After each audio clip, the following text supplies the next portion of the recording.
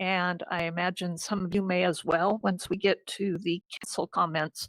Um, Difficult conversations are happening, and they are extremely important about the way that people, and particularly people of color, are treated in our community, in our state, and across our nation. And I hope that we will be able to continue to have these conversations. I had a meeting yesterday with Mayor John McArdle, as well as Police Chief Daryl Talon and Independence Police Chief Bob Mason. And both of our departments have expressed their deep emotions about the situation that has happened with George Floyd and his death at the hands of a police officer.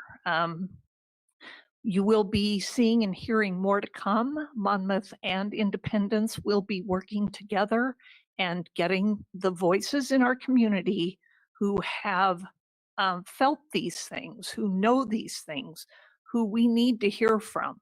We will be gathering people together soon, and again, it will be across our community. We will have support from Western Oregon University, and we will be making sure that these kinds of things are not tolerated in our community. I would like to call Chief Talon up. He did release a statement, and I would like him to share that with us now. Chief?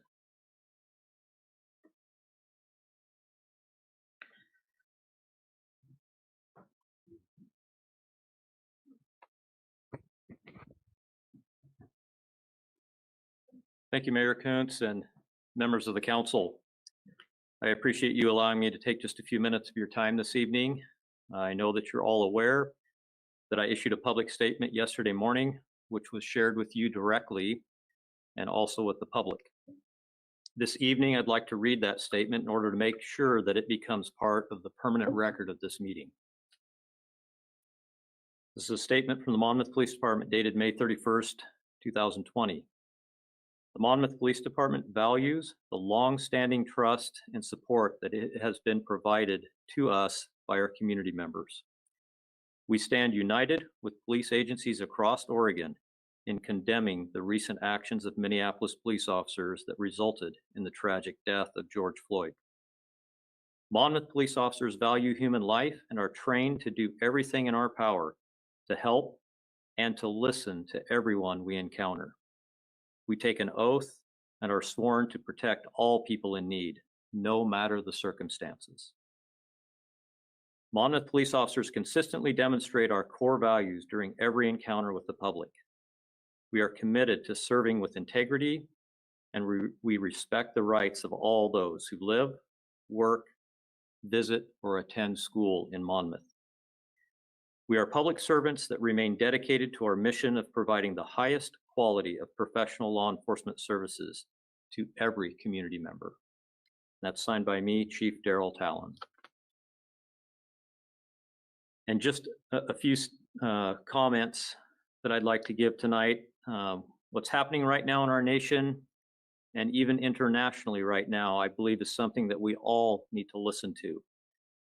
I also believe that change needs to occur, and each of us, and I mean all members of our community, bear the responsibility to make sure that that change happens. I want to assure the members of the council and all members of our community that you have a good police department made up of dedicated and professional women and men who are in this profession for the right reasons. I know that some of you have expressed interest in the last couple of days, and you have some very good questions about current Monmouth PD practices, our policies and procedures, and maybe even some questions about our recruitment and selection process, and likely probably questions especially about our training practices. What I'd like to do tonight is to ask to be placed on the work session agenda for the next council meeting held on June 16th. At that work session, with your permission, I want to spend some time going over briefly the internal workings of your police department and to take the time needed to answer any questions that you may have about the topics that I just mentioned. I want to conclude by saying I thank you very much for your support We feel it, and it's much appreciated at this time. So we will schedule that work session. Thank you very Thank you. much, Chief. On June 16th, we will be able to get our questions in advance to the chief so that he can give us a thorough presentation. And of course, because it will be a public work session, we will accept public questions as well, submitted in advance so that we would have time to make them part of that presentation. Again, I'll go through our business items and then have an opportunity for each of you to comment as well. But for now, are there any reports for boards and commissions? Councillor Carey. Madam Mayor, members of the council, the Planning Commission met a couple of weeks ago, May 15, and discussed a couple of items of interest. One of those items is the comprehensive plan zone change that is on our agenda tonight, and that will be fleshed out in its entirety. The other discussion that would be of interest is there was a public hearing and a design review and a bit of a variance for the what's called the Monmouth Commons, which would be the development of a 4-story building across from the current City Hall, the old neighborhood market where the food carts are right now. That is scheduled to be a 4-story development. It is designed to have commercial on the ground floor, commercial retail on the ground floor, and the next 3 floors would have residential sort of multifamily apartment style stuff. Considerable discussion was had, especially centering on parking and the impact of parking in the downtown area with what will amount to, I believe, 27 2-bedroom units coming online. That was primarily where it was. There was a bit of other discussion regarding, the design, whether it fit in our downtown, and et cetera. But what was approved 8-1, and so they made the final decision. So as I understand, the plan is to move forward. Construction could begin as early as July, and there's about an 11-month completion project or completion timeline, and so it sounds as though they're sort of off and running. So I think Suzanne is on. She could provide any of the details that might be beyond what I described. But at any rate, forward movement on that project. That is really all that I have.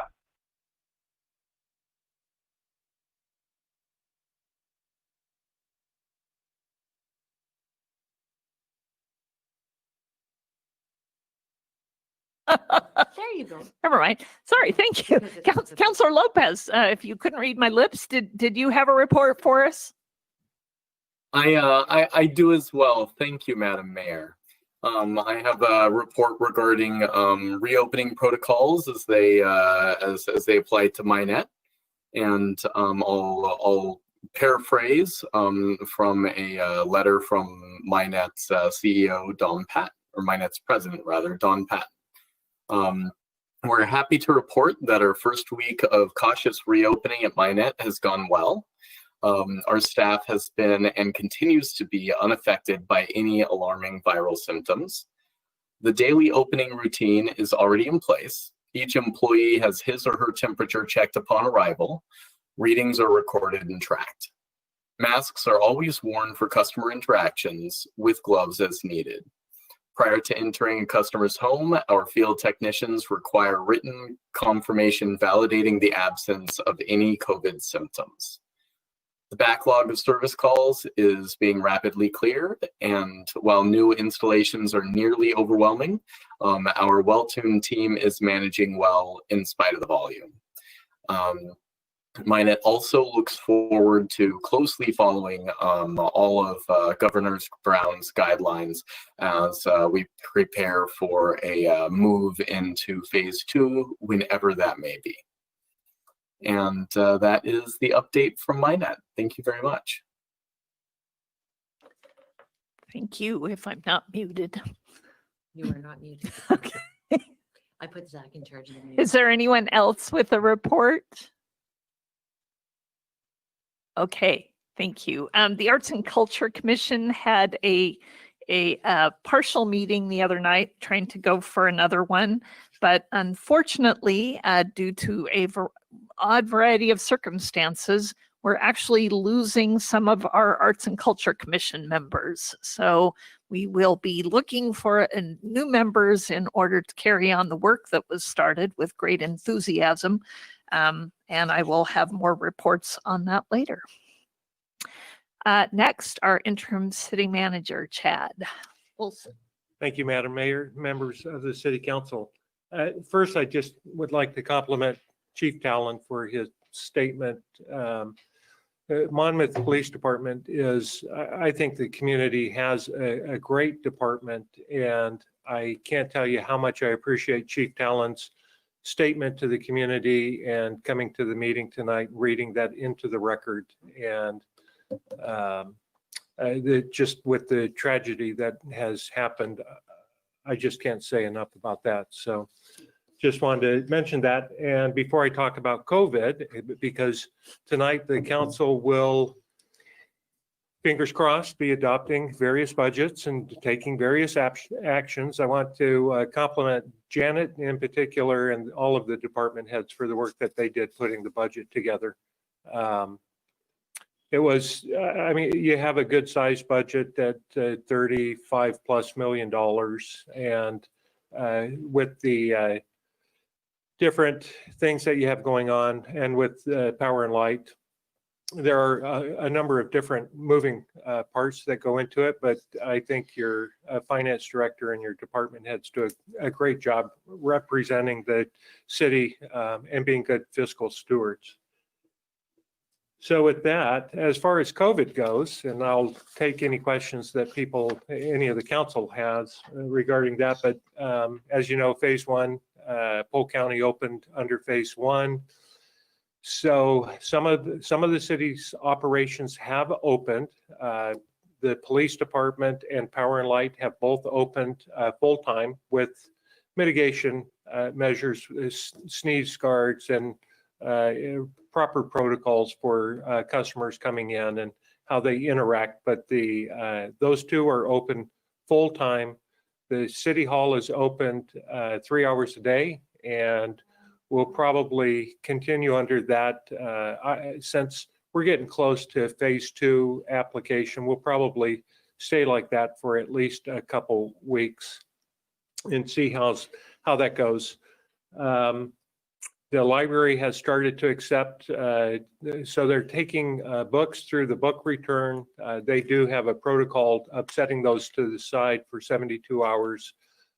Next week, I'm pretty sure it's next week, they'll be opening up for curbside service, and then working towards some type of in-person service at the library. But the librarian is working with the state librarian to ensure that we have sufficient protocol set up for all of that. Public Works, of course, they still have the remodel that's going on, so they won't reopen to the public until the remodel is completed and they're able to rehouse themselves in that operation. And we're working through opening up outdoor facilities now. Play equipment, things like that, I think are probably a phase 2. We're waiting for a seasonal hire to open the bathrooms back up because of the required twice a day cleaning that is necessary for those. And we are getting contacts from folks who, of course, want to use our facilities and the ball fields for organized sports and things like that. So we're working through those activities now. And we did, let's see, two last things. We did turn in our CARES reimbursement last Friday. So Janet got that together. The amount that the city has turned in for is $113,750, plus or minus a few dollars, but that's about it. So we'll keep our fingers crossed and hopefully we'll get reimbursed that amount. And as you know, the City of Monmouth and Independence did receive an award through the Business Oregon Grant Program, Business Grant Program. It was a lot less than what we anticipated. We're disappointed about that, so we're going to keep an eye on it. And there will be additional funds released later through a second round, and then whatever Business Oregon does after that. But we will continue to try to increase the award through a later round application. And one of the council's actions tonight is the money that the city was going to use for our Monmouth Business Grant Program. That's on as a supplemental budget amendment that needs to be done. And even though we're going to take in less than we anticipated, I think it would be good to release that entire amount so that we can work through an application process and make those funds available as needed to the business community. And that's all I have. Thank you. And can you update us then? So we have money to loan and grant, and how are businesses accessing those funds? So Suzanne, our community development director, has worked more closely with that. I'm not sure. We don't have it all worked out, but it's still generally a few weeks, but we have some ideas about how. Yeah, the are you application. talking about how people apply for it Right. or how it works? Right. So we are trying to set up the online portal with the COG, as you recall, doing the loan processing for us. So we envision, or just trying to keep it streamlined and as easy for these busy business owners as possible. So having just an online portal where they go, enter their information, upload whatever they need, and then go from there. And for the businesses that may not have computer access, then we'll certainly have a paper copy available and it'll be translated into a Spanish version as well. So Perfect. yeah. So we are scrambling. We don't even have the agreement quite yet from Business Oregon, but we're anticipating that this week. And then luckily, the 45 days that we have to get those funds drawn down will go from the date of award. So because initially So they had said June 30th. yeah, I and was going to say, so we've it already was lost a originally, week. it was June Yeah. 30th, so it'll push into July. But the folks that may not be eligible, so just to reiterate, these funds are specifically for businesses that have not already received federal assistance. So, there will be a number of businesses that won't qualify. We're trying to get the folks that have slipped through the cracks, and we will have our city loan funds that will be available if by chance, they're not eligible for the Business Oregon loan grant program. So. Yeah. Okay. So stay tuned. We'll get it up to date on our website as soon as we have the details for it. Right. So yeah. And really then quickly. the Council of Governments, Mid-Willamette Valley Council of Governments, will be administering the grants for us. They'll be assisting us in Yeah. managing those. So the awards will be, the grant and the loan go together. So Right. when you apply, you get up to 50% of the loan can be forgiven as a grant. But yes, the COG will be administering both pieces of that for us. Okay. Mhm. Yeah. So more to come. That's great. Thank you. Get my camera Thanks, on here. Suzanne. Are there any questions from the council before I finish? Perfect. Thank you. Thank you. And Phyllis, did we receive any citizen comments for tonight's meeting? We did not.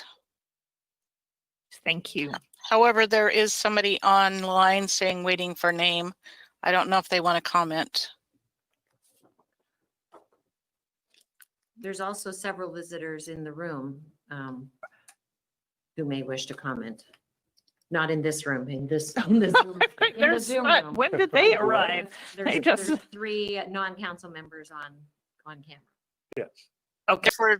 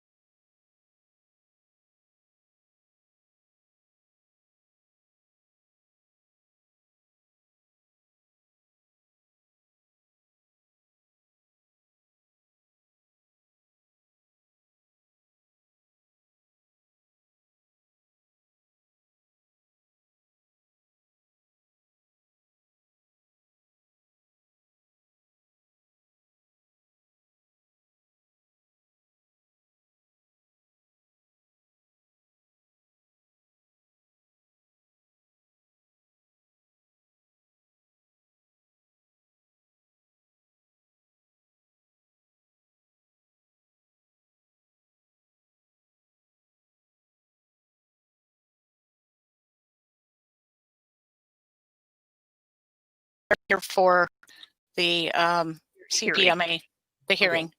Okay. All right. So hearing no citizen comments about business not on the agenda, we will move to our business agenda. And the first item of business this evening is to review and approve comprehensive plan zone changes is whether or not there's a need for the particular land use that's being requested. So Ron Wilson has provided findings indicating that, you know, they've gone through quite the exhaustive search looking for other properties. This has started over a year ago, that they were looking for properties where they may be able to build a new office facility that will facilitate their the number of employees that they've had. They've been in Monmouth since 1974. They are in an older home that's been converted to their office, and they're bursting at the seams. They don't have room for all of their current employees and the services they provide. So they looked at a number of different sites. They asked me about properties off of Echo Street that are in our industrial zone, and I said that's really not likely that we'll rezone that industrial land there for office use. They looked on the S-curves, which we know is currently getting built out, and there's not room there, and it's also across the highway.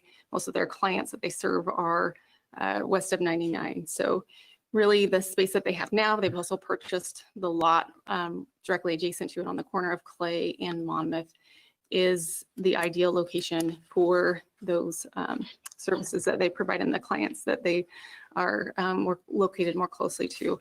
And it provides the benefit of their employees also being close to the downtown center to be able to patron local businesses in the downtown and help strengthen that downtown core. So a number of benefits from that.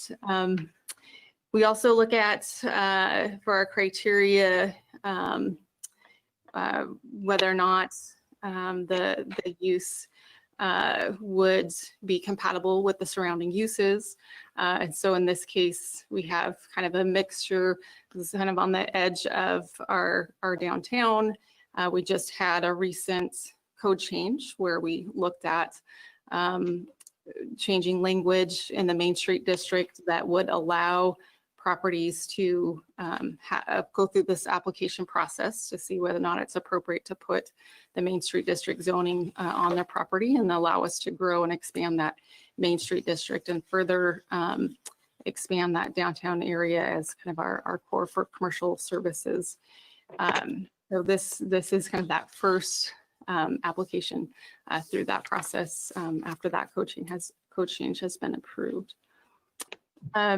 In terms of the proposed change, we also look at whether or not it's consistent with our comprehensive plan and the goals and policies that are found in the Monmouth comprehensive plan.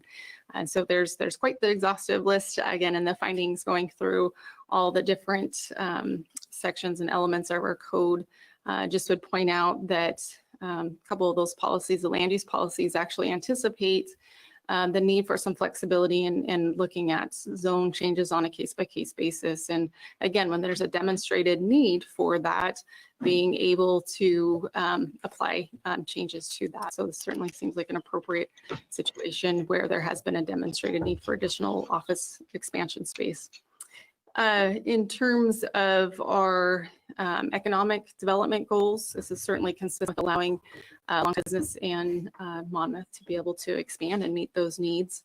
Our economics element of our comprehensive plan actually seemed to contemplate this issue when it talked about the S-curves. Once that commercial property develops, the city will need to work on identifying new commercial areas and to serve those future commercial needs. So here we are.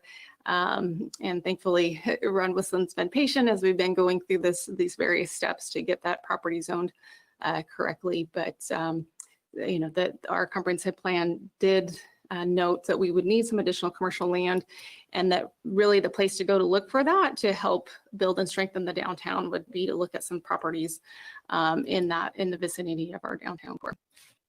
The zone change criteria also considers whether or not there's adequate public facilities that are available or can be made available. We certainly have comments from the various city departments that are attached to the staff reports, showing that, in fact, the adequate public facilities can be provided, or there may be some conditions that will be placed on the development through the development review process that will ensure we have adequate water, sewer, stormwater, and street facilities. The applicant submitted with their findings a traffic analysis to look at the impact of the change on our city street network, and the findings came back from a traffic engineer that it would not significantly impact the city's transportation facilities. So that's a requirement under the state's, they call it the TPR, the Transportation Planning Rule. And then I think I just lastly would point out there were some comments and concerns we have to look at when we're rezoning property, what we're taking it out of. If we're taking it out of high density residential, are we going to be hurting the city's high density residential land inventory? And certainly with concerns about affordable housing, that is not something that we want to take lightly. And so the city received public comments from the Fair Housing Council. They routinely comment on zone changes that involve rezoning land from residential categories, and they express concerns about what this change, the impact that would have on our housing, our buildable land housing inventory. And luckily we have a current adopted buildable land inventory and housing analysis. So we were able to pull from that to show that these properties, it's actually 2 properties that Ron Wilson owns that are both zoned residential high density. They are not counted as part of our vacant redevelopable supply that will meet our future high density needs. So we can say that there's no impact because of that change. So yeah, so with that,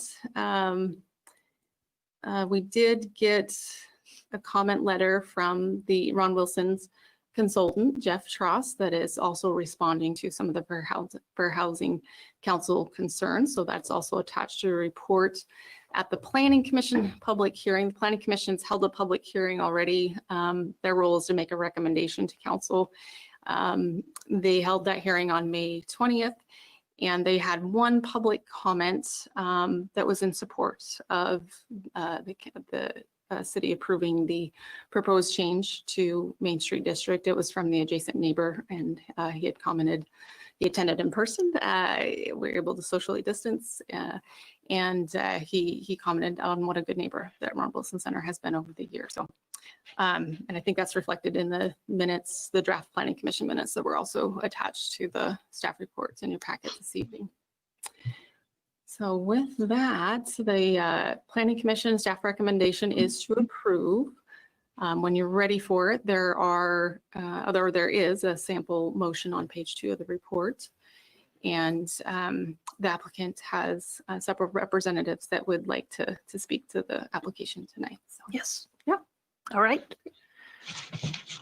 So unless there are any clarifying questions about the staff report, I will at this time give an opportunity for a presentation from our applicant. And I see we have Marcy from the Ron Wilson Center with us this evening. And also you mentioned Jeff Tross, who submitted a statement in favor, is with us. So I will take the applicant presentation at this time. Thank you, Madam Mayor, members of the council. I'm Jeff Tross, and I'm here on behalf of the Ron Wilson Center this evening to help them present the application to you. So I'll go first, and then Marcy Callinger will follow with some other additional brief comments. And I'd also like to note the fact that with us this evening is Scott McDonald of Studio 3 Architects, who provided the renderings of the buildings and the setbacks and landscaping that are a part of the file in this case. And he's available to answer questions should you have any about the future of the property and what may result if this comp plan zone change is approved. So we thank you for your time this evening and having us on your agenda. This is hopefully the culmination of a process that began nearly 2 years ago now with the code amendment to the MS zone to allow it to be considered on properties outside of its former geographic boundaries. The code amendment enabled this application to be made, so we're pleased to have reached this point in the process. Now, the application is really about improving housing services for residents of the city, and specifically those who require assistance with obtaining and maintaining their housing. And in that regard, the proposal furthers the city's housing goals and is also consistent with statewide planning goal 10, which is the housing goal. Interestingly, the MS zone includes the provision for high density housing. So replacing the existing high density residential designation with a Main Street designation really doesn't eliminate or lose any capacity for the city to provide housing. And as Suzanne has already mentioned, this property was not considered as redevelopable in the buildable lands inventory. We've studied the current buildable lands inventory of 2019. It was adopted by the City Council in January of 2020, or perhaps it was adopted in 2019. Forgive my error on that one. And it shows that the city actually has a large surplus of land within the urban growth boundary to accommodate future multifamily housing. So the ability of the city to provide housing according to its housing need analysis and buildable lands inventory simply is not an issue in this case. In addition, the Main Street zone would be an appropriate transition, we believe, and a compatible transition from the existing city center to the south side of Clay Street. This property will be used for housing services by the Ron Wilson Center. It'll fit well with the character of the neighborhood along Clay Street and the Ron Wilson Center staff in immediate proximity to the advantage of the businesses there in their daily employment. So in terms of the staff report that was presented to the Planning Commission and summarized tonight, we're in full agreement with it. There's nothing to disagree with. The staff report covered the city's goals and policies as they apply to this case. We, of course, are pleased with the Planning Commission recommendation, and we hope that you'll find favorably for this application as well. With that, I'll conclude my comments. I'm happy to answer any questions, but at this time, I'd like to turn it over to Marcy, who would like to provide a little bit more background to what the Ron Wilson Center does in the city of Monmouth. So thank you very much. Thank you, Jeff. Marcy. Thank you, Mayor and councilors. Good evening. As Jeff stated, I am the executive director for Ron Wilson Center, and Ron Wilson Center has been in the Monmouth community since 1974. We provide housing and daily supports for some of our county's most vulnerable people, ranging in age between 18 and 75. We have 16 homes that the agency owns or rents right here in Monmouth. So as a result, we are able to provide affordable and stable housing for people who are receiving our services. If it were not for agencies like Ron Wilson Center, people with disabilities and mental health needs would be left without support, and some of them would even be homeless. In fact, RWC just recently offered placement to someone in this community that is in need of our services, who has recently been homeless and is continuing to try and find somewhere to call home. We plan on continuing the work we do for years to come, and in order to do that, we need a safe and usable office building for our administrative staff to work out of. Currently, the building we use for our office is in need of costly repairs and upgrades. Our eventual goal is to have a new building that is safe, conducive for people with disabilities to navigate, and a structure that allows the admin staff the space we need. It is centrally located here in Monmouth to all of our homes and the people we support. So that is why we would like to remain in the same spot, a spot that's actually been ours for over 45 years.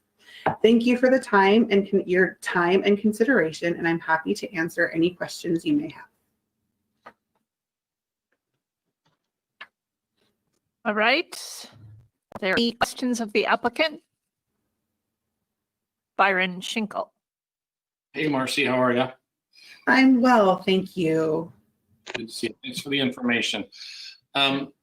Currently, how many staff report to the current office every day generally?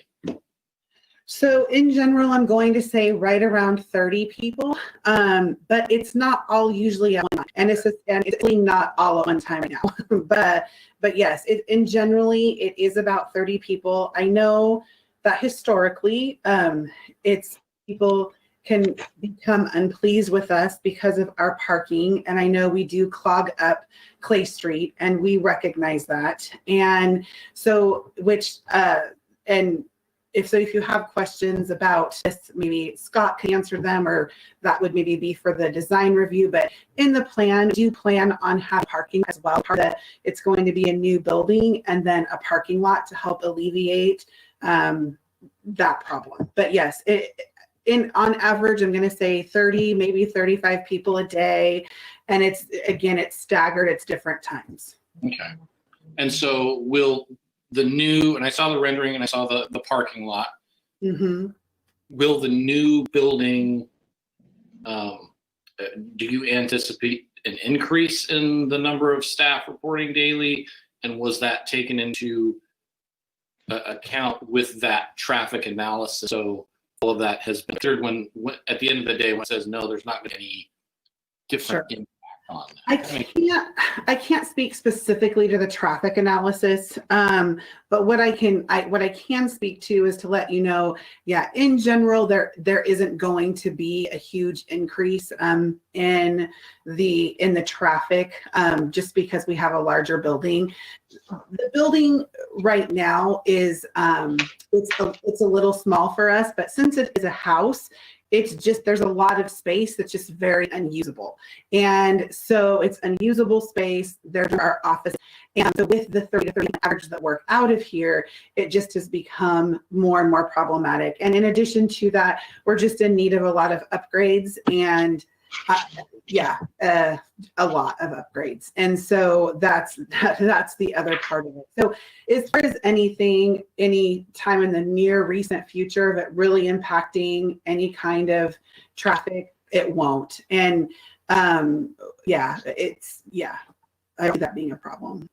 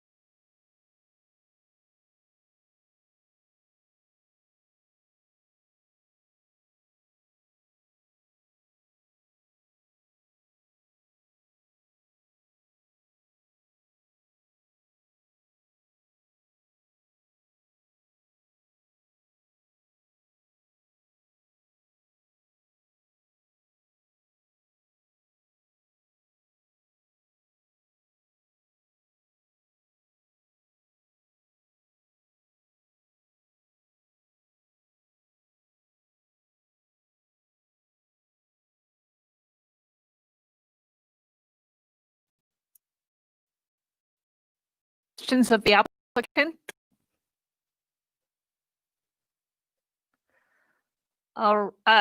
Councillor Carey.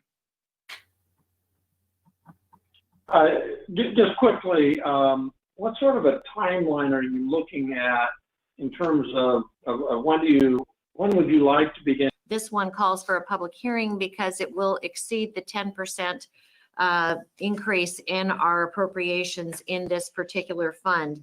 And so as you saw in the staff report, and as already mentioned by City Manager Olson, we are looking at using more appropriations than we had initially designated for a loan program in the Economic Development Loan Fund, up to, in fact, $60,000, which was going to be our match for the Business Oregon grant. Now there will be new criteria, but we would still like to explore having all of those appropriations available.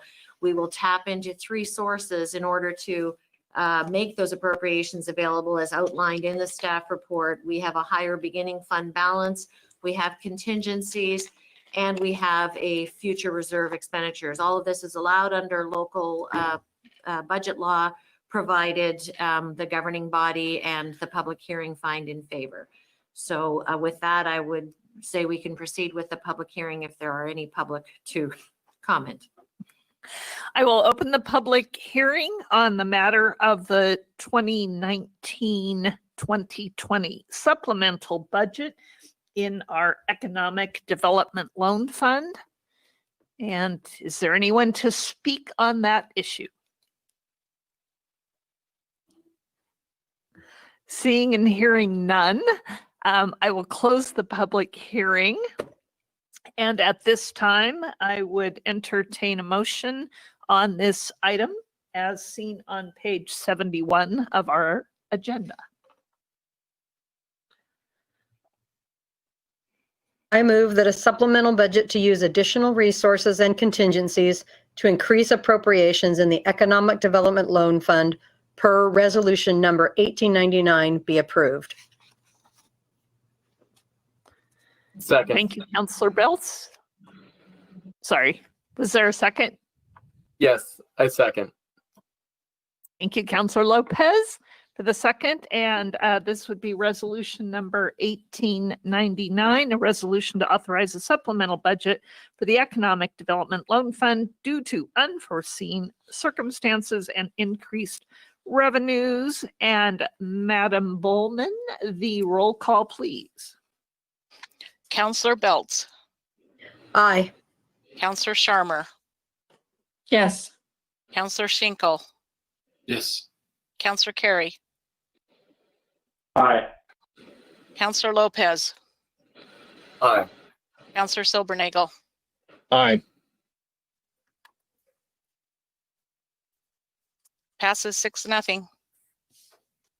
Thank you very much. And now we will begin the work that we need to do to have a budget and appropriations starting July 1st of 2020. And our first item is with regards to a resolution, whatever it's called, to for state revenue sharing. So Janet, once again. Yes, and this also requires a public hearing for our state revenue sharing election by the governing body under ORS. As you know from budget committee meeting, we have 3 options of what we can do with revenue sharing. We can choose to elect it and add it into our general fund and our street fund, all of those revenues that come in to help keep our funds balanced. Or we can return that state revenue sharing money to the state, or we can under levy our taxes by the amount of the revenue sharing. It is staff's recommendation that we elect to receive the revenue sharing, since that is, we are using it to balance our budget, and absent doing it that way, we would have to cut our budgets. So with that, we could open the public hearing. All right. A public hearing on resolution regarding revenue sharing. I declare that open. And did we receive any public comment, or do we have anyone to comment on revenue sharing?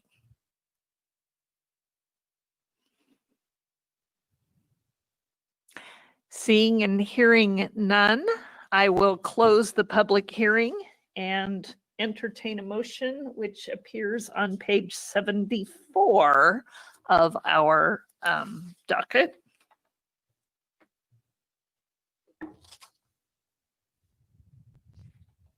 Byron. I move approval of resolution number 1900 declaring the city's election to receive state revenues in FY21. Thank you.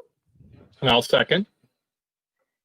And that was a second. I didn't see who it was. Sorry. You're so far away. Darren. Darren Silbernagel. Thank you very much, Councillor Silbernagel. It's been moved and seconded to approve the resolution number 1900 declaring the city's election to receive state revenues for the coming fiscal year. And Phyllis, roll call, please. Counselor Carey, Aye. Counselor Schinkel, Yes. Counselor Silbernagel, Aye.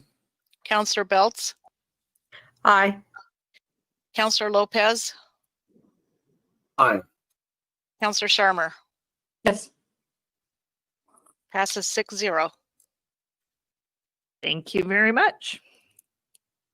And after considerable work by our budget committee, it comes down to a pretty simple action for us.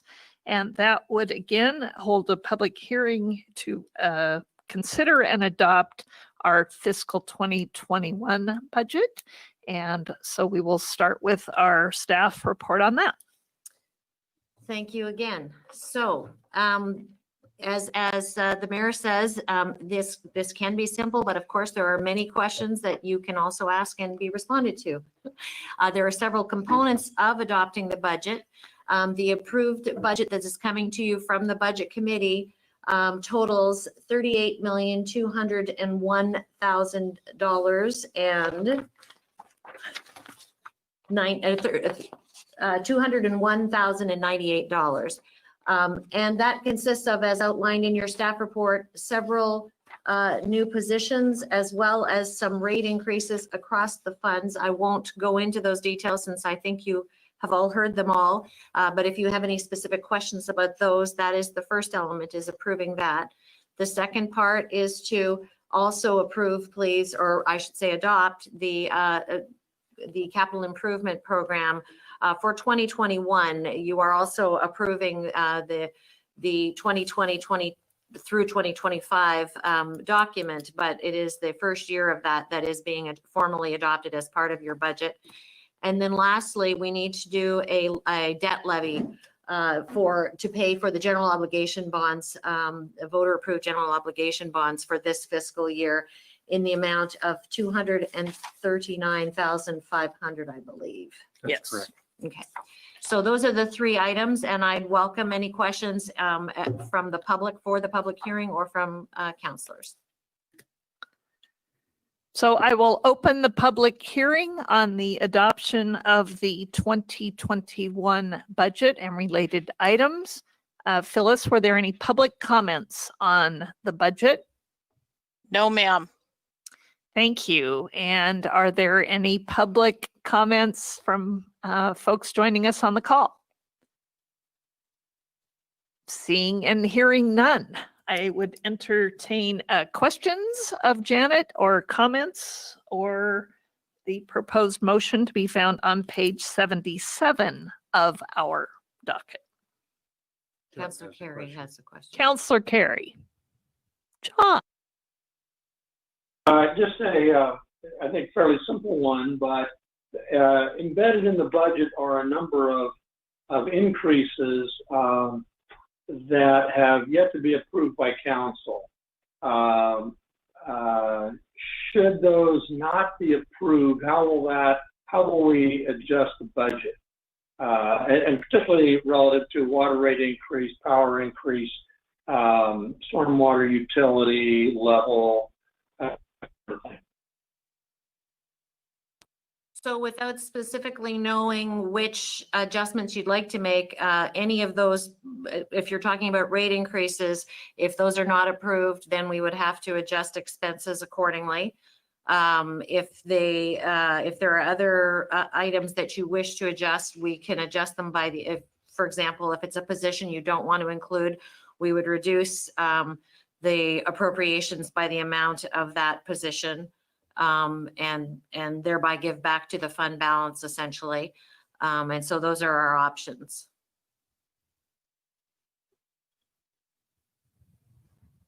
And as you mentioned, John, the rate increases themselves would require a resolution from separate from this, I believe. So we have in the past done that, but it has been City Manager Olson's experience and mine as well in previous communities that we don't need to do it as a separate resolution. That by adopting the budget with those items stated that is sufficient. Okay. So any changes would be at this point would need to be addressed rather than adopting a budget in total and appropriating a larger amount than we intended to spend. John. When this budget moved to the budget committee, there were and the items that I just sort of highlighted. There was not. I didn't hear at all that was a assumption that also included the attending rate increases. Should the rate increases be included, this is where we would. This is what our fund levels would be. That's a different understanding than what I had, and I may be alone on that, but that was not my understanding, and nor has it been our practice. Councilor Carey, so unfortunately, not being here for past budgets, I can't speak to past practice for these types of things, but the Budget Committee did approve the budget, recommended the budget up to the City Council, which included the rate adjustments, the 5% for power and light and for the water fund. There was, of course, I think I could understate it by saying exhaustive discussion regarding the rate increases. If there was no anticipation for it to move forward, we would have asked the Budget Committee to make whatever changes, because as you remember, there must have been at least half a dozen different motions that probably included to reduce the rate increases and so on. So, and my past practice for budget committees in all of my communities are that they are included. So once you take action on the budget, it includes all items that are included in there. And that also includes the cost of living adjustments for all of the staff as well.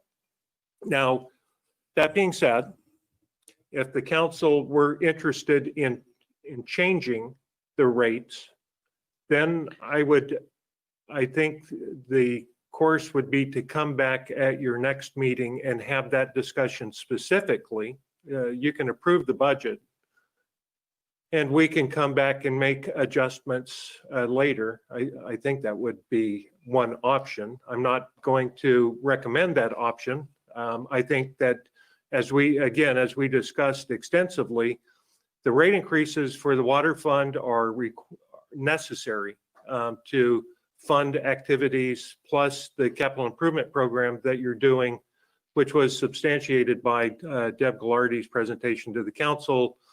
Same is true for Power and Light, although we won't do their rate analysis until part of the FY21. The stormwater one, of course, you do have to come back for that as it relates to the rate. So that does require council action, and that will have to come back to the council. But I think at least listening to the discussion during the 4 meetings, I certainly was under the impression that the rate was accepted after many motions back and forth on what it should be, and the outcome at 5% for those two funds. And I would add, Councillor Carey, you made the motion and the only thing you excluded in my hearing was the police officer. So I was anticipating that you were including the rates as you stated. I was including the rates that were presented and that we were discussing. There's a number of things we don't have complete data on yet, and you know, the city manager mentioned the stormwater deal. Okay, that's Exhibit A, and I'm glad to know that that's still to be discussed.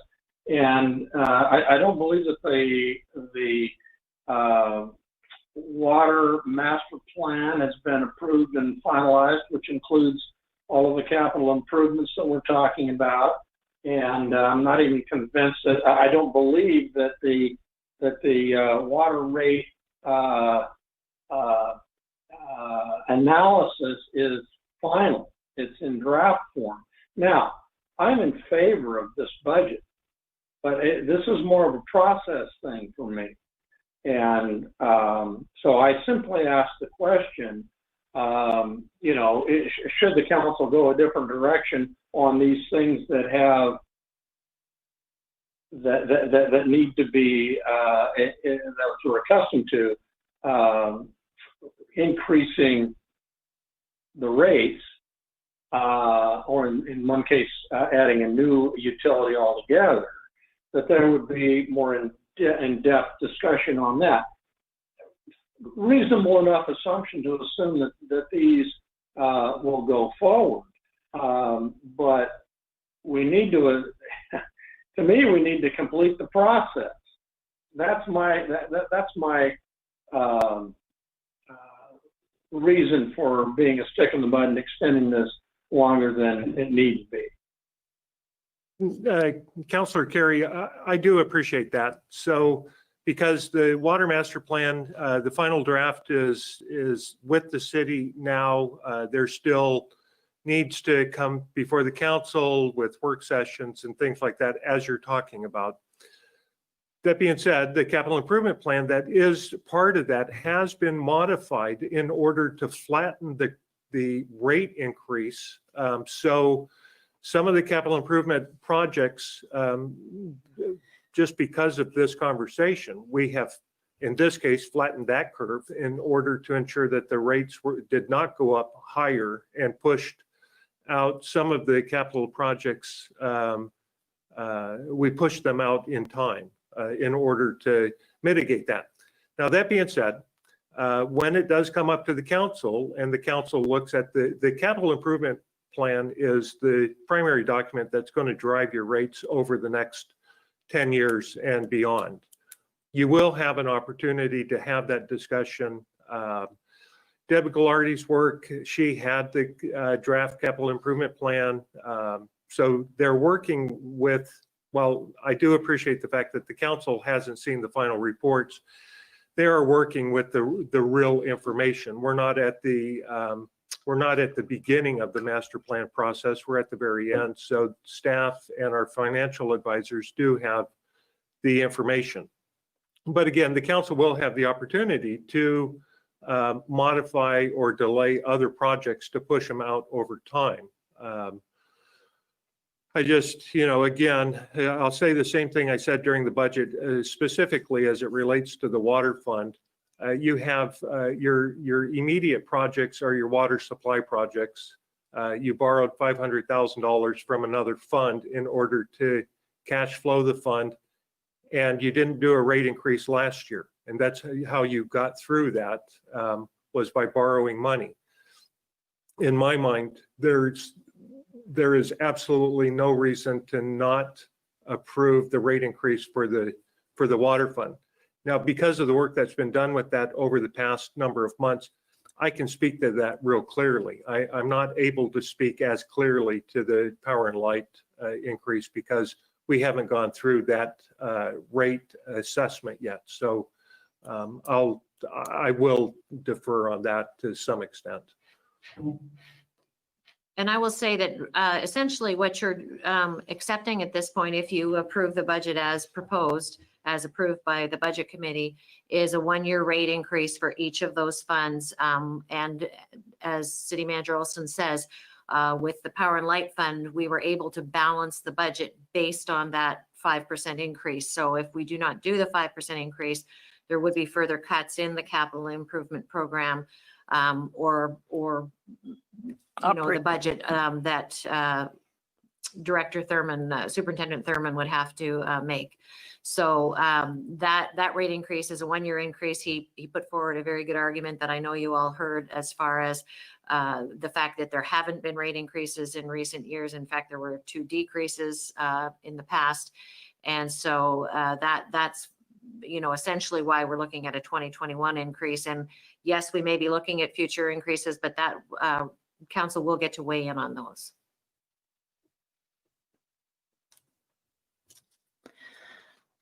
I would entertain a motion at this point, and then we could have further discussion. And the motion is on page 77 of the packet.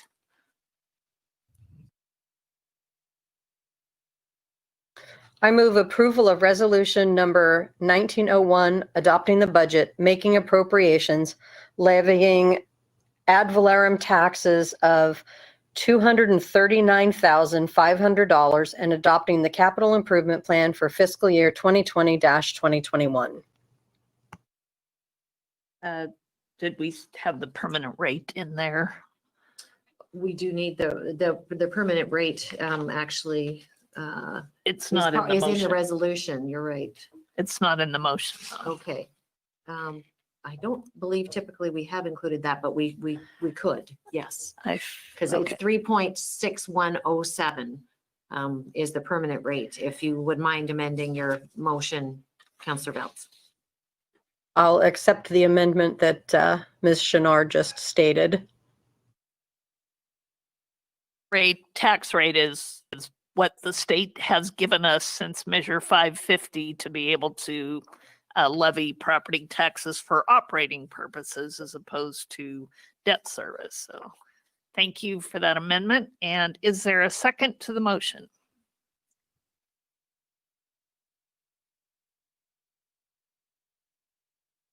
I will second. Thank you. It's been moved by Councillor Belts and seconded by Councillor Silbernagel. And Phyllis, do you need us to restate the motion at all, or do you have that? I need the permanent tax rate number. I have it, except for that. 3.6107. 3.6107. Okay, thank you. And it's in the resolution. It is in the resolution. Oh, okay. All right. Is there any discussion about the motion? John Kerry. To be clear, this includes a 5% rate increase for both water and power and light, and it includes a mid-level a stormwater utility assessment of approximately $16.50,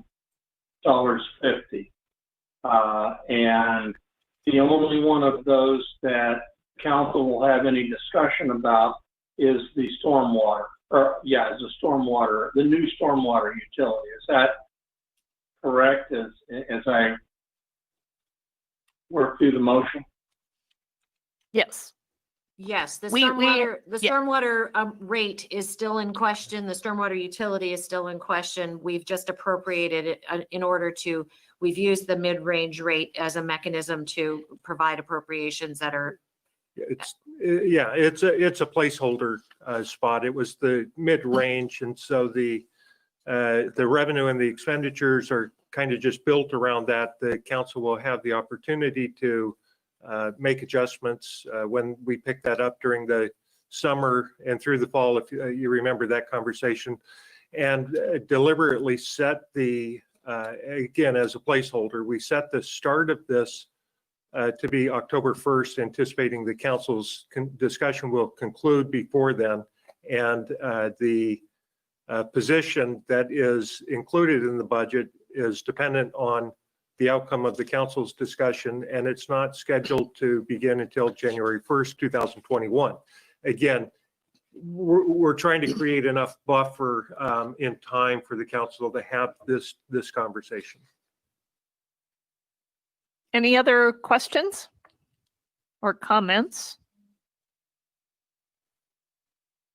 Seeing none, Phyllis, will you please take the roll call on resolution number 1901, a resolution adopting the budget, making appropriations, levying ad valorem taxes, and adopting the capital improvement plan for the 1920-21 fiscal year. Counselor Silbernagel. Aye. Counselor Lopez. Aye. Counselor Carey. Aye. Counselor Sharma. Yes. Counselor Belts. Aye. Counselor Schinkel. No. Motion passes 5-1.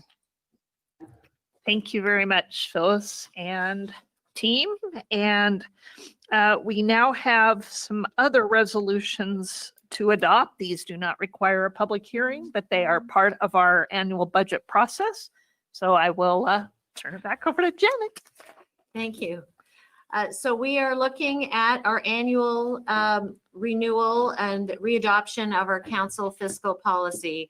As you know, this is looked at annually because it's very important in your fiduciary role as council members that you have a say in how we are fiscally prudent through our operations. And in that regard, there are all manner of policies embedded in here, such as our fund balance reserve policies, such as debt, such as cash policies, such as accounts payable, everything that has to do with our financial operations and making sure that we behave prudently with the funds that the taxpayers and ratepayers have entrusted to us. I have only made some administrative recommendations this round of changes.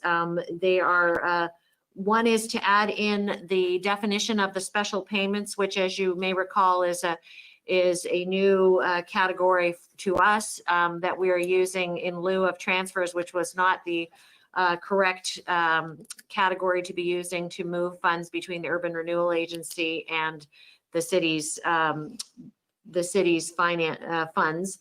And so I've added in that definition. And then as well, I've aligned the investment section with our actual investment policy. We had some old language in there that I didn't catch last year that needed to be updated to mirror the standards of investment prudence and investment risk and so forth. So those are the only two changes I'm recommending this year, unless there are others that anyone else would like to include. And with that, I would be looking at the resolution number 1902 and having it adopted, readopting the council fiscal policy. All right. Any questions of Janet on either the policy in general or those specific updates? John Kerry. Janet, thanks for making the amendments that you made. I think those are effective and important. You know, I would ask the council whether there is any appetite to look at these some of these policies, and particularly in the stabilization fund or the policy, the fund balance requirements over a little longer period of time. Now, if there's a timely nature to getting this done, then we could move on it and then come back and visit it. But, you know, we are requiring that we really operate with 75% of our available dollars. I mean, we're requiring in all but what is it, street and general fund, we're requiring that we have a 25% fund balance. As a result of that policy, that is one of the drivers for some of the rate increases that we had in power and light, and perhaps in water as well. The details are sort of skipping by me here. I think one of the things that we can be very thankful for is that we have had this kind of a fund balance policy over the past few years with declining revenue, and very likely we need to continue with that. But rather than just sort of pass it forward out of hand, because we bumped into it a couple times during the budget process, I would personally like to give consideration, a careful consideration as to whether or not that's still the right number. Again, I don't necessarily think that it's not the right number, but when we're raising rates, in part because we're needing to maintain 25% fund balance, I guess I'd just like to have us think about that in a little longer setting than we're going to have tonight. There's no appetite for it, and that's fine. We can just move on. But that's been a little troubling too. So, and that's a great comment, John. Obviously, other organizations are taking a look at those kind of fund balances in these times. Often those are set aside as contingencies that are available for us to spend, or they are reserved for a specific purpose. So not always is it just cash sitting around that we don't have a use for, but the discussion indeed is something that is probably very valuable. And I'm curious, sort of the appetite, the two options would be to table this policy review and bring it back for a work session to discuss that, or to go ahead and adopt it at this time and then move forward with a discussion later on, maybe not necessarily immediately, but as we talk about those rate increase impacts and maybe the new fund, might be a good time to really look at this policy somewhere a month or so, a couple months down the road. And I would see if there is any direction either way from council. Lopez. Thank you, Madam Mayor. I support looking at this a few months down the road and passing as is today. I think that this does merit review, but I would like to be able to button up the current budget process today.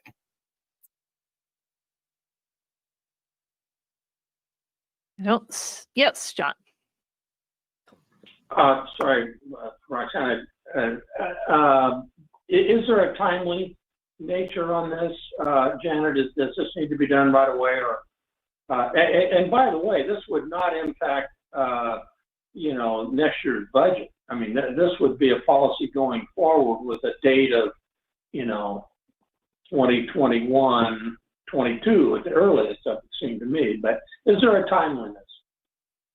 So we do need to readopt a fiscal policy within a year of the prior one. And I personally, as staff, I would recommend that we go ahead with this very prudent and fiscally responsible fiscal policy, but then examine it. We can change it within the next year, in 3 months, if we decide that we want to reduce reserves, or we want to change the character of the reserves to something such as having capital reserves, for example.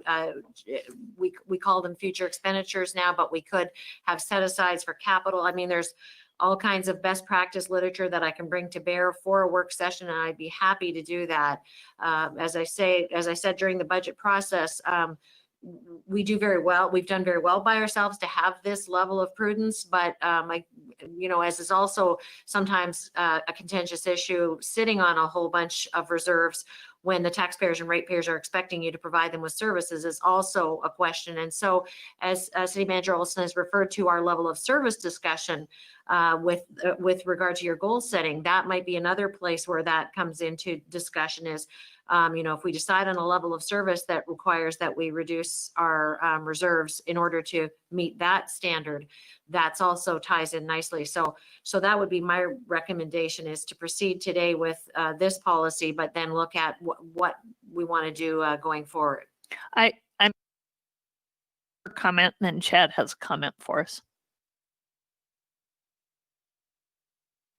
I don't know if Roxanne is. Roxanne, did you? Sorry. I didn't hear the first part of that. All I heard was there was a comment. So yeah, I was just going to agree with Councilor Carey and Councilor Lopez and Ms. Chenard. It does seem like we need to move forward with this now, but I'm really curious sort of where the 25% came from. I mean, we all make a decision at some point. I'm going to put 20% of my income into savings, but if I have to start charging my customers more to continue to do that, I have to be able to justify why am I doing that? Is that but then that's for my future. So I understand, but I just want to I would love to get a better understanding of this. So that's my thoughts. Thanks. Chad? So I was just going to point out that Deb Ghilardi is going to come back to the council, and she would be a good person to talk to about industry norms as far as reserves go, at least with the water fund. So she'll come back, and that would be a good opportunity to ask that question as well. Right. All right. I would entertain a motion. As Janet said, I'm hoping we can go forward and consider this resolution as presented and then have that in-depth discussion later on. And I agree with her. If we study it at length in October, say, and choose to make a change then and reappropriate, we are absolutely within our rights to do that. So I will entertain a motion at this time, either the one mentioned on page 151 or some other motion. Darren Silbernagle. I move approval of Resolution 1902, which readopts the City of Monmouth fiscal policy as Janet has modified it. Thank you. Is there a second? I'll second. Thank you, Roxanne. It has been moved by Councillor Silbernagle and seconded by Councillor Belts to approve resolution number 1902, a resolution amending the fiscal policies for the City of Monmouth and adopting them for the coming year. Any other quick questions on that? Seeing none, Phyllis, roll call, please. Councillor Sharma, Yes. Councillor Schenkel, Yes. Councillor Lopez, Aye. Councillor Carey, Aye. Councillor Belts, Yes. Councillor Silbernagle. Yes. Motion passes 6-0. Thank you so much, and great conversation about that. We will take that up at a later time. So we mentioned the investment policy, and that is another one that best practice indicates that we review each year. And so Janet, if you'll present that for us, please. Well, actually, if I may, under the auspices of the fiscal policy, I wished to report on the annual risk management report. Oh, And yes. we didn't give that a separate I see that. a separate Yes. agenda item, but it is, as I mentioned, Yes. under the auspices of the fiscal policy. So I did want to briefly present that. You will see on page 175 that we it's a similar report to what I prepared last year, with some very good results on our claims and any of the damages and liability that we incurred. We are luckily very good with our training and with our good department heads and our very conscientious workers. We have had very good fortune on the claims scene, as you will see from some of the schedules that I included in the risk management report. In fact, the chart that I added new this year on page 177, the loss comparison was prepared by CIS, our insurance broker, and they show your color version will show that Monmouth compares favorably under all three scenarios: general liability, property, and workers' comp, with not only all CIS members, but with CIS cities with population 5,000 to 10,000. We are keeping our costs down, I guess is the way to look at it from an insurance standpoint. So that is some good news. That's careful driving on the part of our many workers who are out driving around the community for their jobs. And that's also people behaving responsibly from a workers' compensation perspective safely. And again, this year, I did list quite a few of the trainings that we've done, not all of them.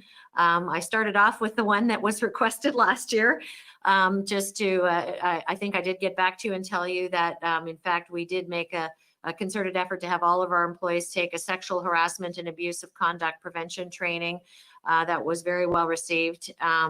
And in addition to that, of course, this year we've taken something that wasn't even an idea this time last year, a lot of COVID training, COVID preparedness, as well as a number of supervisors of course, not on this list, have taken training of how to work with virtual teams. Hopefully that's not a safety issue, but certainly it is from teleworking and all of the different elements that go into the COVID-19. And then beyond that, of course, we have a myriad of trainings that we do regularly every year that are very necessary to keeping us safe on the job. And so with that, I would take any questions you have about the risk management report.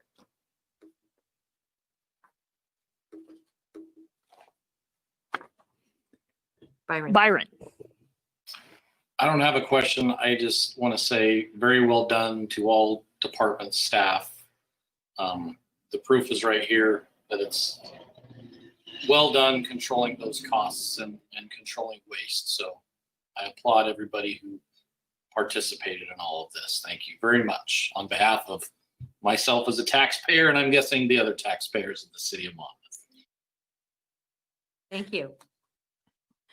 Okay, then moving ahead to the investment policy. And again, this is required under ORS to be adopted annually as well. We do not have to go to the Oregon Short-Term Fund Board for an approval, as is sometimes required under Oregon law, because we have, again, only made administrative changes this year. The recommended changes that I have included this year are to essentially, sorry, it's all a blur now. Yes, actually, one of the changes is very administrative in nature. It was recommended by the auditors that we be explicit in our inclusion of credit risk language. Credit risk language, as many of the other elements of our investment policy, are explicitly stated in the state law, so they are sometimes not restated in our local city policy. However, the auditors really wish to see that stated explicitly in our local one as well. So that was an easy add, because you just pull the language straight out of the state law, as some of the other languages. And many cities do have that explicitly stated, so I didn't have any heartburn with doing that, even though it's, again, just restating what's in the state law. We're not asking for anything more onerous or less onerous. It is literally the state law language. And then the only other piece that I included was the review of the and the update tracking table, because to me that's a very critical piece in any policy. To know what the changes are that you've made in prior years is very helpful, I think, and to know when they were made. And so I just added that to the end of the policy, so that you can see, what have we done over the years as far as changes goes. They have typically in this policy been administrative in nature. There is some chance in the future, when we're a $60 or $100 million budget, that we might be doing a lot more adventurous investing than we are currently doing, because we might have to move outside the pool, or as I've indicated in the past, we might move outside the pool if there are opportunities to be had. If it is going down rapidly and we have low risk opportunities outside the pool, we might want to look at that. But at this juncture, I don't see a need for that. And so those are the only two changes that I'm recommending for readoption this year. All right, so we have that staff report and a copy of resolution number 1903. There is a motion on page 180 that I would entertain.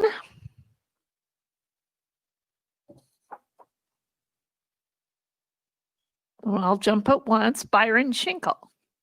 I move approval of resolution 1903, which readopts the City of Monmouth investment policy as modified. Thank you. Second. And a second. Darren, was that you? I can't see I this. think it was John. I think it was John. Thank you, John. Carrie. I know. Thank you for getting a word in tonight, John. And so it has been moved by Councillor Schinkel and seconded by Councillor Carey to adopt resolution number 1903. And is there any comment or questions? Phyllis, roll call, please. Counselor Schinkel, Yes. Counselor Lopez, Yay. Counselor Sharmer, Yes. Counselor Carey, Aye. Counselor Belts, Yes. Counselor Sobernagel. Aye.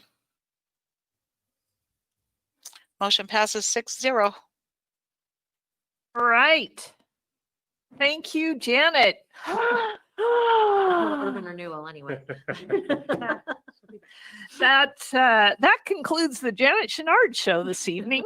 And now we will move back to the lovely Suzanne Duffner for a discussion of our enterprise zone, an economic development tool that we have and comes up for reconsideration. And Suzanne. Okay, great. Thanks. Yes, as the mayor said, we have a resolution tonight to consider renewal of the Dallas Independence Monmouth Enterprise Zone. This is set to expire at the end of this month, June 30th.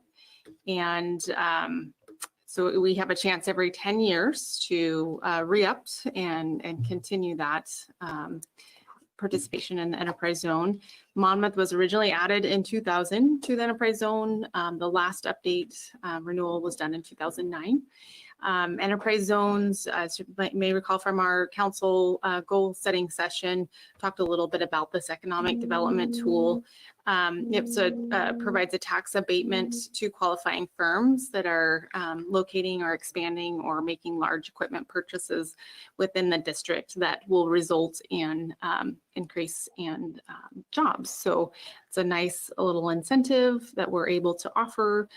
Generally does not apply to non-retail businesses. This is more for the manufacturing side of industry. So unfortunately, based on our economy, we haven't been able to use it a lot here in Monmouth. We've used it, I guess, once in the past for Boise Cascade.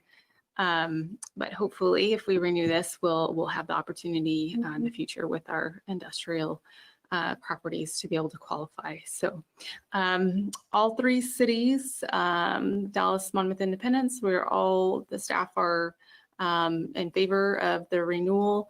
In order to be eligible for renewal, each of the jurisdictions do need to adopt, the governing bodies do need to adopt a resolution agreeing to being included. Because this tool, the tax abatement, does have an impact on the other taxing districts. We are required by the state statutes to have what they call a consultation meeting with the other taxing districts. So that meeting has been held on May 15th. We didn't receive any written or oral objections to it. We just had some questions from the county assessor's office. But we have met that requirement. So we're on schedule for getting our application in on time.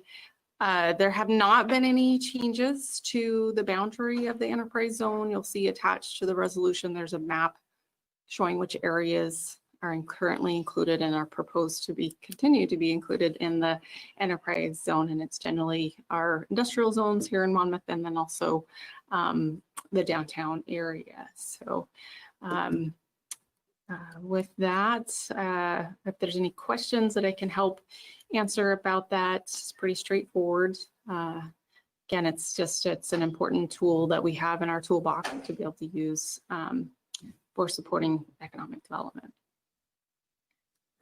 And what would be the new term of this? Is each one a 10-year? Yes. Yeah. So it'd be another 10 years. Another 10 years to take advantage of this opportunity. And I would ask if there are any questions regarding the enterprise zone. John? No. Okay. Sorry, John. You know I love you. Roxanne? This is just from my own lack of understanding of this. If, let's say, a piece of property came available at the edge of one of our enterprise zones, the industrial zone in Monmouth, it got purchased and then it became eligible to be a manufacturer of some kind. Does that get added? Do we have to wait until the next 10 years? How does that work? There's a process that we can amend the zone, and actually properties have been added in the past, just like Monmouth was added in 2000, the Rickreal Dairy, and it seems like some other unincorporated part of Polk County was added. Independence was able to add some newly added industrial land. So yeah, if we go 10 years in that process, we make some changes and we want to include additional properties, we can absolutely go through the amendment process. And so far, I can say the economic development partners have been very supportive of each other's applications for that. So I thought there's a good relationship there to support each other on that. Yeah, it would require the approval of the other. It would, yeah. yeah. Because it's Jurisdictions, amending the legal description in the map, and yeah, there's a resolution that would go along with that. Any other questions? All right. It behooves us then to consider resolution number 1904, and there is a proposed motion on page 192 of your packet for this resolution requesting the Oregon Business Development Department to authorize the designation of the Dallas Independence Monmouth Enterprise Zone 3 as a new enterprise zone upon termination of Dallas Independence Monmouth Enterprise Zone 2. And this includes Polk County as a sponsor of our zone.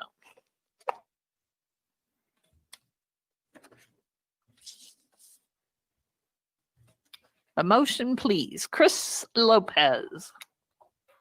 I move to adopt resolution number 1904, consenting to the Dallas Independence Monmouth Enterprise Zone designation. Thank you. And a second? I'll second. Oh, go ahead, Darren. Give it to Rox. No, give it to Roxanne. We'll let Roxanne have that. So it's been moved by Councillor Lopez and second by Councillor Belts to adopt the resolution number 1904 as stated.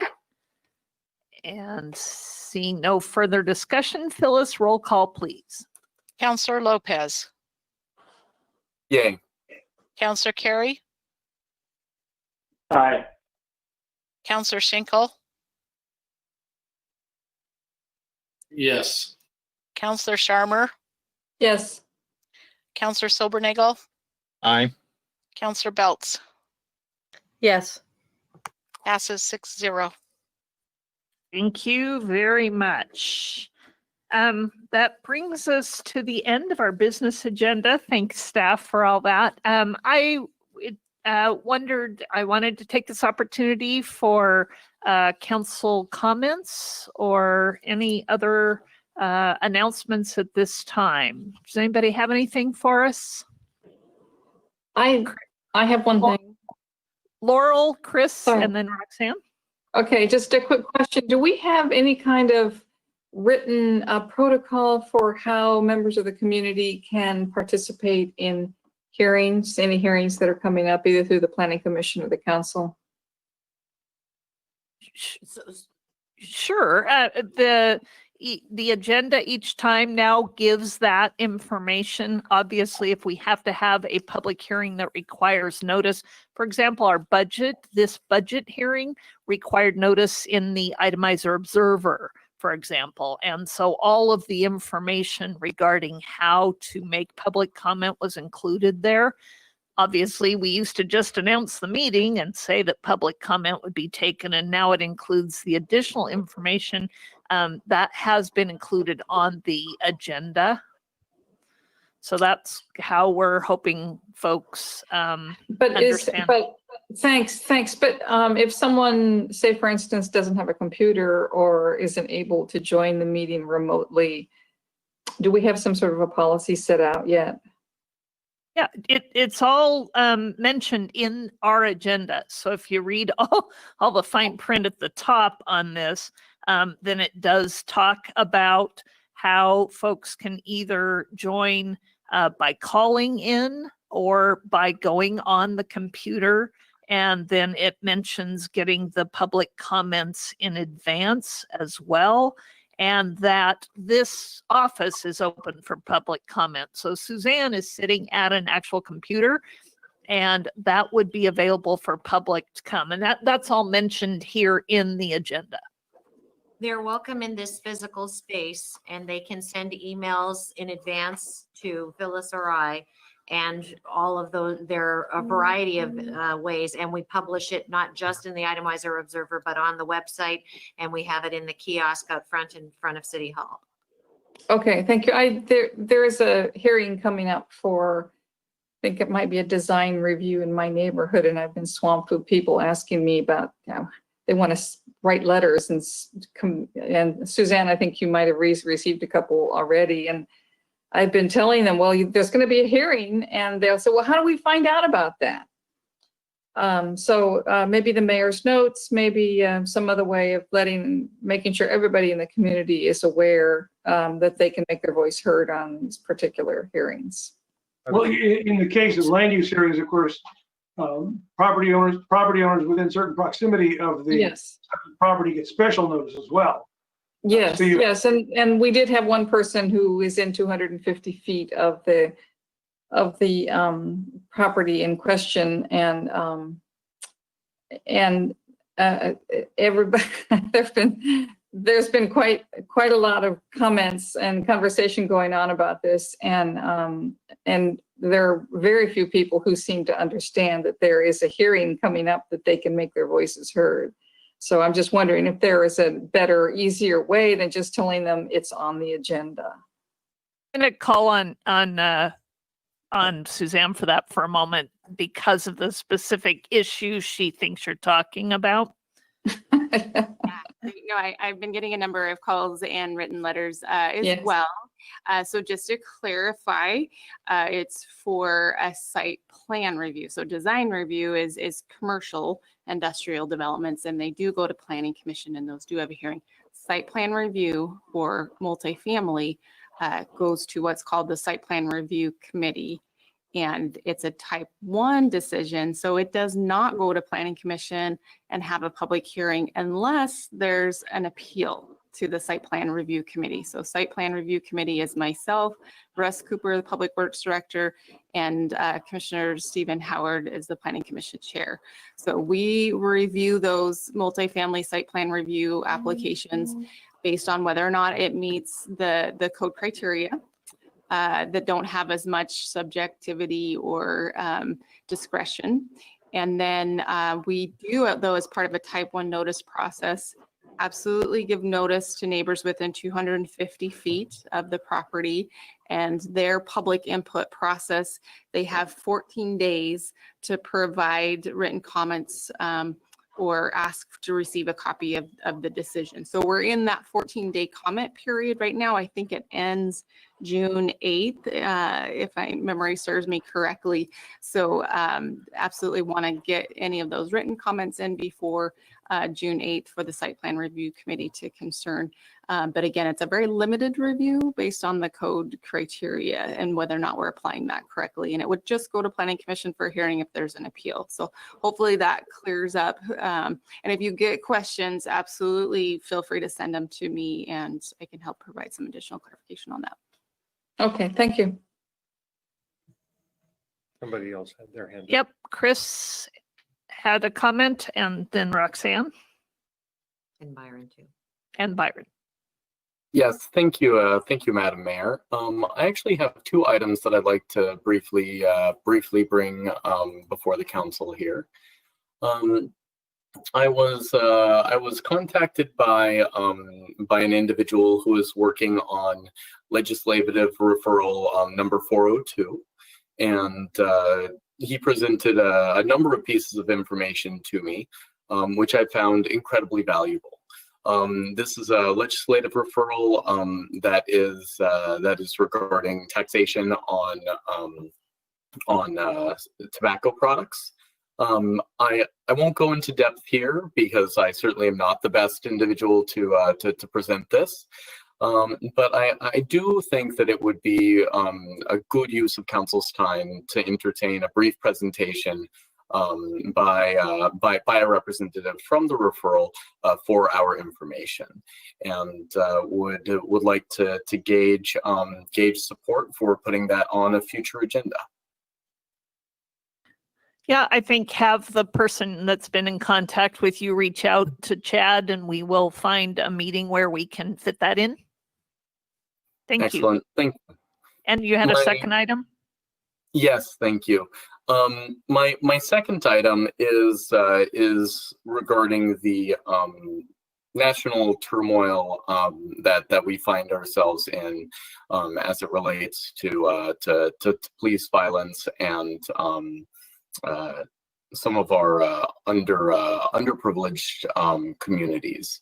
And I'll reserve more of my questions and commentary for the work session at a later date. But I would like to read a brief excerpt from a letter that was published on medium.com by President Barack Obama. It was published yesterday. In this letter, he states that elected officials are those who matter most in reforming police departments and the criminal justice system work at state and local levels. It's mayors, councils, and county executives that appoint most police chiefs and negotiate collective bargaining agreements with police unions. It's district attorneys and state attorneys that decide whether or not to investigate and ultimately charge those involved in police misconduct. Those are all elected positions. In some places, police review boards with the power to monitor police conduct are elected as well. Unfortunately, voter turnout in these local races is usually pitifully low, especially among young people, which makes no sense given the direct impact these offices have on social justice issues, not to mention the fact that who wins and who loses those seats is often determined by just a few thousand or even a few hundred votes. So the bottom line is this: if we want to bring about real change, then the choice isn't between protest and politics. We have to do both. We have to mobilize to raise awareness, and we have to organize and cast our ballots to make sure that we elect candidates who will act on reform. The letter as a whole is incredibly valuable. I find him an incredibly insightful individual, and that excerpt was very much a call to the duty that we all have in our elected positions here. I very much look forward to an in-depth discussion of the matters at hand and how we can prevent one bad apple from ruining the whole bunch and keep those bad apples away from our community. Thank you. Chris. And just a quick lead in there. Thank you for that. But we have positions on our council, and the position of mayor actually will be up for election later this year. And I think we got word that that filing period begins this week. Is that right, City Recorder? That is correct. Packets can be picked up or gotten electronically tomorrow, but it's going to be done a little different this year. So if you're running, you need to contact me. So anyone interested in taking on this work, we encourage you to either jump right in or to consider serving on one of our boards or commissions to learn more about city operations, to be able to have those conversations. Thank you for that, Chris. Roxanne, and then Byron. So my comment is also associated with what's going on right now nationwide. Quite a number of people have reached out to me and asked me about protests and how they can find safe routes to ensure that they're not in traffic's way and those kind of things. So that got me thinking. Basically, I have felt really inadequate and very tongue-tied as I try to understand all of this. And despite feeling like we've all come very far and that we've done so much, we've just got to figure out as individuals and as a community how we can do this better. So my grandchildren, two of my grandchildren are people of color, and I don't want them to be treated any differently because of the color of their skin. In fact, I really want a future where no one's treated differently because of the color of their skin or their age or their gender or their ethnicity or religion or their perceived orientation. And I will be the first to say I don't have any answers, but I'm committed to asking questions, deep introspection, and having those hard and uncomfortable conversations that we all have tried to avoid about race and about our community. So to me, the situation has to stop, but it is up to every single one of us to make sure that that happens. So I appreciate your giving me some time. Thank you. Thank you. Byron? As we've had several of these high-profile incidents occurred over the last, it's not just Mr. Floyd, it's several of these incidents have occurred over the past few weeks or months. It really has gotten me thinking, and I've had a number of discussions with my children. And what we can't do as parents is assume our children understand what's going on, particularly in the context of history. I got the question from one of my children, why are people so mad about this? And I think helping doing some research and listening a lot and seeking to understand, despite our position on the issue or how we may feel about the rioting and the other things that are going on, or things that are of a political nature, seeking first to understand and understanding that we don't have what I call immaculate perception. We can't see through everybody's eyes, and not assuming particularly that our children understand why people are so upset, and making sure we have those tough conversations and learn together on what you can do. So a lot of times we just feel powerless and helpless to do anything. We feel bad. We feel, we want to do something, but everybody can do something. And oftentimes it's that something is, you overhear a comment in a supermarket line, but you're not prepared to respond to that appropriately. So prepare yourself to have hard conversations with people and do your part, whatever your station is. If you influence the people under your roof, then influence those people in a positive way. If you influence people through job or your city position or your elected position, then do that in a positive way. But again, the big message for me is going forward. We can't correct the past, but we can fix things, hopefully make things better going forward. But we can't make these assumptions that people understand why minorities are having the response that they are having to these incidents. So just wanted to say that. Thank you, Byron. Anybody else before we adjourn to the Urban Renewal Agency? Thank you all. I appreciate that. And I do look forward to these conversations, as hard as they may be, both learning more about our police operations and the kind of things they see in our community, and then hearing from people in our community. And again, that's the greater Monmouth Independence community, about their lived experience and what we can do to make sure those things don't happen here. So I will adjourn the Monmouth City Council meeting. And before we do convene the Urban Renewal Agency, and we do have our regular session, and then we also have a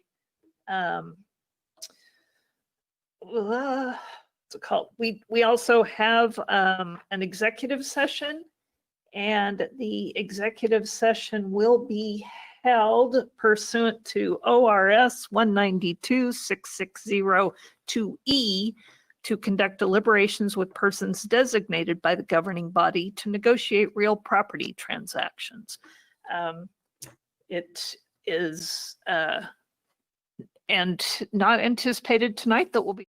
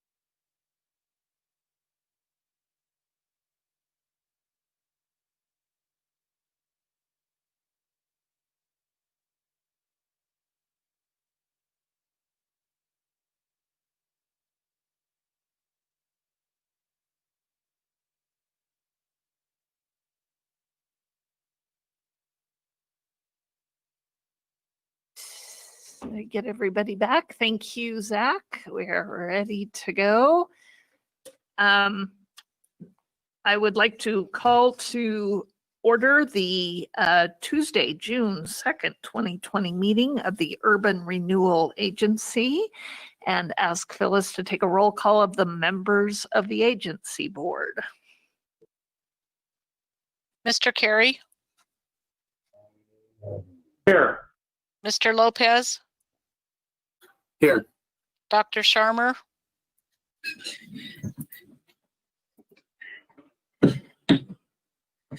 did we lose her?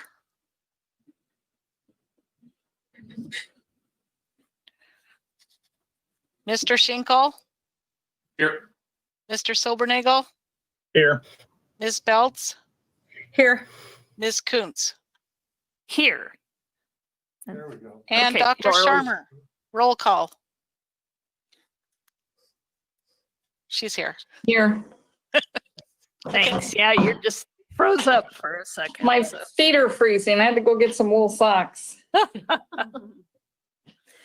And at this time, we do have time reserved for citizen comments. Phyllis, did we receive any public comment No, we did not. for the Urban Renewal Agency? And there's no one in the room with us now, but do we have anyone online? I can't see who these people are. All right. Thank you very much. Then our order of business starts with the consent calendar. The Urban Renewal Agency has had 2 meetings, a very active little group that they are lately. And we have minutes from the meeting of March 3rd, as well as minutes of the meeting of April 21st. Unless there are any corrections to note, entertain a motion to approve the consent agenda. Darren's got his finger. Darren, Oh, now he's gone. Darren, you went away. You turned your video off instead of your microphone. Helps if you hit the right buttons, you know. There he So, is. yes, I recommend approval of both sets of minutes on the consent calendar.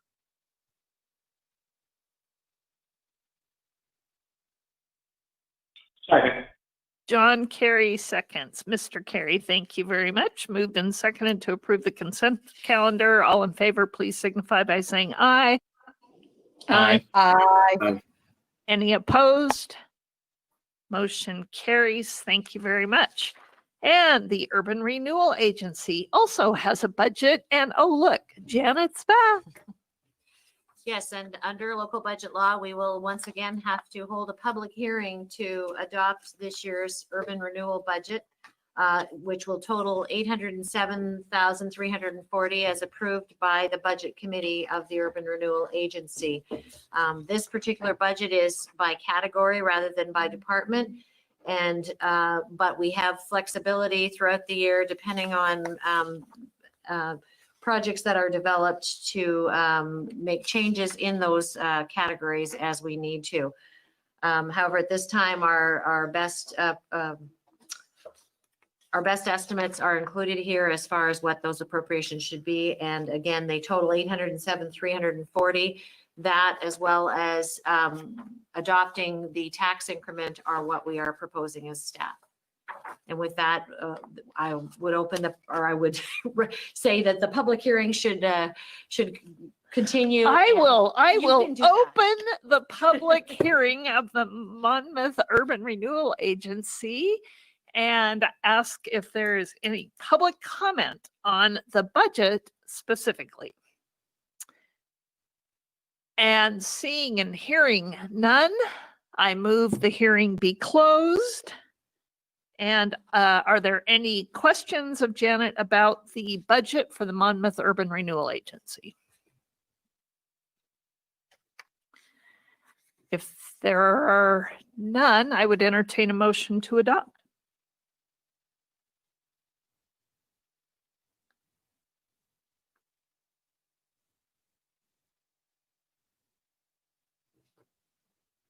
All right, y'all. Byron. I move that we adopt a resolution adopting the FY 2021 budget. I'll second that. So sorry, and I guess the motion may not be in your materials, or is it? Is there a staff report? Yeah, it's at the bottom of the. Sorry, it is At the there bottom of the because staff we report. also have to Declare the tax. declare the tax appropriation. Sorry, that is on page 7 of the Urban Renewal Agency agenda packet. I'm sorry. Now, I move adoption of resolution. I'll amend my motion and I move adoption of resolution number 36, adopting the budget, making appropriations and a declaration of tax increment for the 2021 fiscal year. Thank you. Perfect. Is there a second? Laurel, you seconded, I believe. Do you amend your second? Sure.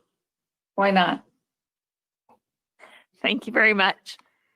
And seeing no questions or comments, Phyllis, roll call, please.